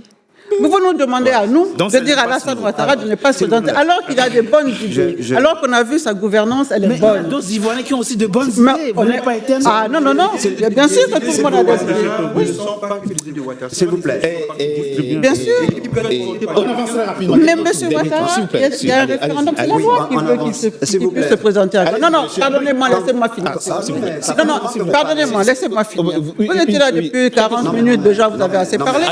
Alors, je suis en train de dire, c'est la loi qui permet à M. Ouattara de se présenter pour 5 années à venir. Vous êtes en train de me dire que des Ivoiriens, l'opposition veut qu'ils ne se présentent pas. Mais pourquoi on ne respecterait pas la loi pour une fois? D'accord. S'il vous plaît. C'est très clair. S'il vous plaît, il faut corriger ça. Ce n'est pas la loi qui permet à M. Ouattara de se présenter. Le référendum, ce n'était pas la loi? Les républiques sur la Constitution. Non, il ne faut pas dire. Madame, allez-y. Voilà, quand les gens parlent, on les écoute. Allez-y. Non, je vous écoute. Je ne laisserai pas dire de contre-vérité, c'est tout. Allez-y très rapidement. Le ministre Isseba Congo, qui est juriste et qui était dans le comité d'experts qui ont rédigé la Constitution, ils ont battu campagne sur le fait que le principe de continuité constitutionnelle ne s'appliquait pas au nombre de mandats et que le président Ouattara ne pourrait pas faire, la nouvelle constitution ne lui donnait pas le droit de faire un autre mandat. Donc, au minimum, ils ont fait du parjure. Ok. Il a fait un 3e mandat. Oui. Et la raison qu'a utilisé le Conseil constitutionnel, cette raison-là, elle donne à penser. Parler de Attendons, je viens de candidature voir. par dérivation. Attendons, je viens de voir. On ne Là- sait pas encore s'il sera candidat. Là, elle justifie déjà un 4e mandat. Oui, c'est la loi qui le justifie. La Constitution ne lui donne pas ce droit, mais je parle dessus. Mais depuis quand Oui, mais Avançons. vous avez connaissance du référendum qui a eu lieu. Monsieur Cissé Bakongo est un homme. C'est pas la loi, monsieur Cissé Bakongo. Allez-y très rapidement. 30 secondes. On a fini. Sur un point, on parle de plan B. Comprenez que la situation du président Laurent Gbagbo, et on en a parlé, Oui. c'est une situation d'injustice. D'accord. criarde. Ok, on a bien compris. Et Il n'y aura pas face de à plan B. une injustice, L'impasse est non, là. ce n'est pas qu'il n'y aura pas de plan B. Si demain, on rétablit le président Laurent Gbagbo, vous imaginez, le président Laurent Gbagbo dit qu'il est braqueur. Tout le monde sait que c'est faux. D'accord. Tout le monde sait ce qui s'est passé aussi. Tout le monde sait ce qui s'est passé. D'accord, on a bien compris. Sur la base du faux, on ne Oui. peut pas. D'accord. Lorsqu'il y a une On a injustice, compris. Il faut tout le corriger. monde, D'accord. toute personne est prise de paix et de justice. On a bien compris. Doit se liguer pour dire non à Monsieur l'injustice. Sia, ok. C'est notre posture. On a bien Ce compris que je votre voulais posture. dire, bon, Allez-y. on n'a pas respecté quand même l'ordre des sujets qu'on voulait traiter, mais ce que je voulais dire, c'est qu'au Sénégal, il n'y a pas eu de plan B1. Quand, comment il s'appelle, Sonko avec ses démêlés judiciaires, il n'a pas choisi Diomaye Faye. Ils étaient tous les deux en prison. C'est quand il n'y avait plus de plan, ils étaient tous les deux en prison et que D'accord. Diomaye Faye est sorti qu'il a choisi. D'accord. Monsieur Tidiane est en train de lutter contre une injustice. Le président Gbagbo est en train de lutter contre une injustice. C'est ceux qui n'ont jamais connu de plan B jusqu'à imposer la guerre aux Ok. Ivoiriens, avoir massacré des Ivoiriens. Il faut arrêter ça, monsieur. Qui c'est qui a imposé la guerre aux Ivoiriens? Vous étiez en train de tuer les Ivoiriens tous les jours, on a vu. S'il vous plaît, monsieur. Vous avez soutenu le débat. S'il vous plaît, s'il vous plaît. Et alors, S'il vous plaît. la rébellion avait lieu d'être? De quel droit vous excommuniez une partie de la Côte d'Ivoire? Allez-y. C'est Monsieur Sia, que, finissez. c'est que quand vous parlez du bilan économique du président Ouattara, il faut vraiment savoir ce qui s'est passé en Côte d'Ivoire durant toutes ces années. La Côte d'Ivoire a commis le miracle jusqu'aux années 80. Elle est tombée en crise. Ensuite, toutes les infrastructures, tout ce qu'elle a construit, la crise a fait qu'elle n'avait plus d'argent, elle était asphyxiée. Et donc, tous les investissements, tout a commencé à partir en lambeaux avec les ajustements structurels Oui, qui nous ont bien été sûr. imposés. Oui, les Ensuite, passes. quand le président Bédié a pris le pouvoir, leur travail, c'était de désendetter Bien la sûr, la Côte d'Ivoire, on est d'accord. Ils ont travaillé à désendetter la Côte d'Ivoire. On est Le président d'accord. Gbagbo a terminé le travail. On est d'accord. Donc, C'est quand vrai. ils prenaient le pouvoir, ils C'est ont pris vrai. un pouvoir où C'est vrai. on n'avait Oui. que 4 000 milliards de dettes. Oui. Mais c'est parce qu'on n'avait rien fait, on n'avait pas travaillé. Le bilan, c'est l'actif et le passif. Vous Il faut- direz il ça, faut- il faut- Mais vous n'aviez rien fait. Un Il faut pouvoir comprendre léthargique. Avec l'achèvement. mais- il restait 2009. Oui. Qu'est-ce qu'on a fait pour nos PPTE, étudiants fait avec la contribution de Ouattara. Si vous parlez tous, s'il vous plaît, parlez dans le micro. S'il vous plaît, parlez dans le C'est micro. difficile, on ne peut pas discuter. Mais on ne peut pas discuter parce que vous dites des choses. Je suis ivoirienne. On a assisté à tout ça. Vous répondez après. S'il vous plaît, Madame Touré. de vous retenir Je pour vous écoute, accepter que les monsieur. autres apportent leur point de vue, Vas-y, même si vous avance, estimez monsieur, que laisse c'est pas faux. Monsieur Sia. Donc, les gens, ils ont fait 15 ans. Ils ont dépensé, ils ont emprunté 42 000 milliards sans oublier les recettes naturelles de l'État. En face, on a vu, il y a un embellissement à Abidjan, on a construit des ponts de confort. Il y a pas Mais qu'Abidjan, rien n'a été fait pour les bourses de nos étudiants. Rien n'a été fait pour On est les d'accord. soins même dans nos hôpitaux. Rien n'a été fait pour les internats, les cantines Vous voyez. scolaires qui permettent Après, aux vous enfants voulez de pas pauvres que je parle. de Mais ce qu'il dit, c'est pouvoir pas vrai. se nourrir, donc d'avoir cette incitation à aller à l'école. Rien n'a mais- été fait. mais sans Aujourd'hui, doute- il y a tous ces éléments. L'économie n'a pas été structurée. On continue de continuer avec D'accord. Vous savez le nombre de CHU qui ont vu le jour? Donc, il faut juste bricolage. D'accord, ils ont fait Bricolage. D'accord. Et puis après, Très bien, on avance. on avance. Parce qu'il y a quelques points à On avance. Mais vous dites ça, vous n'êtes pas Dernier crédible, point de monsieur. cette émission. Vous n'êtes pas crédible quand vous dites ça. Vous n'êtes pas crédible S'il quand vous vous plaît, dites s'il vous ça. plaît, Madame Touré. Dernier point de cette émission. Vous avez parlé du Sénégal tout à l'heure. Parce que tout le monde est responsable et tout le monde sera responsable de ce qui va arriver. Ça, c'est clair. J'ai écouté, quand je préparais cette émission, une vidéo de Justin Koné-Katinan, que vous connaissez très bien, Président du CSP. ancien ministre du budget sous Laurent Gbagbo. Et il dit la chose simple, il parle justement du Sénégal, il fait le parallèle entre la Côte d'Ivoire et le Sénégal, et il dit, si vous avez détourné l'argent des Ivoiriens, si vous avez menti sur la dette, si vous avez falsifié les comptes, il a même menacé les institutions, il a menacé la Cour des comptes, il a menacé l'Assemblée nationale, les députés qui sont chargés donc d'assurer le contrôle de l'action gouvernementale. Il a dit, où que vous serez demain, on ira vous chercher, vous viendrez répondre de vos faits devant la justice de Côte d'Ivoire. Un peu comme le font aujourd'hui les Sénégalais. Mais la question c'est, quelle est l'utilité, la pertinence de telles déclarations maintenant ? À un moment où vous n'avez même pas encore pris le pouvoir, pourquoi vous menacez les gens ? Est-ce que ce n'est pas contre-productif de commencer par les menacer maintenant, alors même que vous n'êtes même pas inscrit sur la liste électorale ? Vous voyez que vous-même vous alimentez la crainte. Pourquoi commencer par menacer le gouvernement maintenant ? Alors, quelle est l'utilité ? Oui, il est de votre parti. Quelle est l'utilité ? Le ministre Katina est président du CSP, Conseil stratégique et politique. Oui. Ce n'est pas une menace, c'est une alerte. C'est une alerte parce que la situation qui se vit en Côte d'Ivoire, il a dit, c'est la situation qui s'est vécue au Sénégal et qui se vit dans bien des pays en Afrique. Lorsque l'argent du contribuable est utilisé à d'autres fins, oui, on est d'accord. À un moment donné, il faut faire un audit pour situer les responsabilités. Mais c'est le moment de parler de ça. C'est le principe de l'audit qu'il énonce. Pour quelle utilité ? Pour quelle utilité ? Oui. Mais justement pour alerter. Parce que... alerter, ils ne vont pas vous laisser le pouvoir. Babou est en prison pour ça, justement.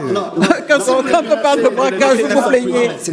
Mais c'est une forme d'audit. Où que vous soyez, on ira vous chercher. Le mot menace, quand même, je pense qu'il est fort. On met les gens devant leurs responsabilités. Mais quand on leur applique ça, ils se fâchent. Ils disent qu'on les met en prison. On est en train d'opérer l'avenir de nos enfants, en fait. Quand les gens s'embêtent et ils pensent que c'est de la... Quand nos enfants trouveront un pays développé, on aura opéré leur avenir. Arrêtez, monsieur. Regardez, de 2012 à 2024, le taux de croissance de la dette, près de 944%.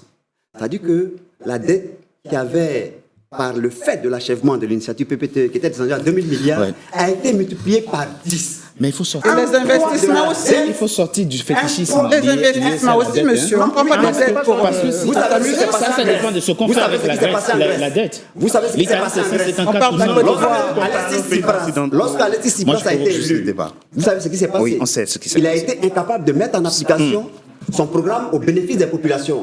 Puis, sous la pression de l'Union européenne, ils ont bradé toutes les structures de l'État. L'aéroport, les chaînes de télé. C'est ça. La dette, elle est asservissante.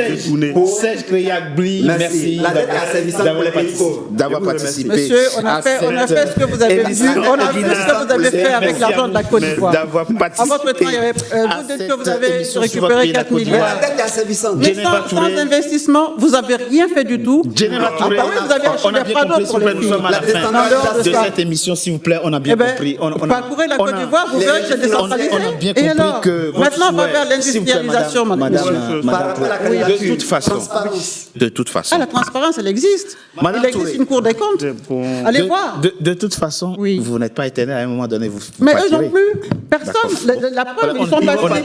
Nous allons passer. Merci en tout cas. En tout cas, ce n'est pas en octobre. Merci. C'est dans 5 ans peut-être. Et encore, si vous avez un peu de chance. Si vos dirigeants sont... Merci, Maître Brice, d'avoir participé. Et à cette émission, c'est la fin, mesdames et messieurs. De Frontal, votre rendez-vous politique, dont le numéro de ce jour a été consacré à la Côte d'Ivoire. Merci d'avoir été nombreux à nous suivre. Restez fidèles à nos programmes. À très bientôt pour un nouveau numéro de Frontal. Merci à vous. Merci. Merci à tous. Merci.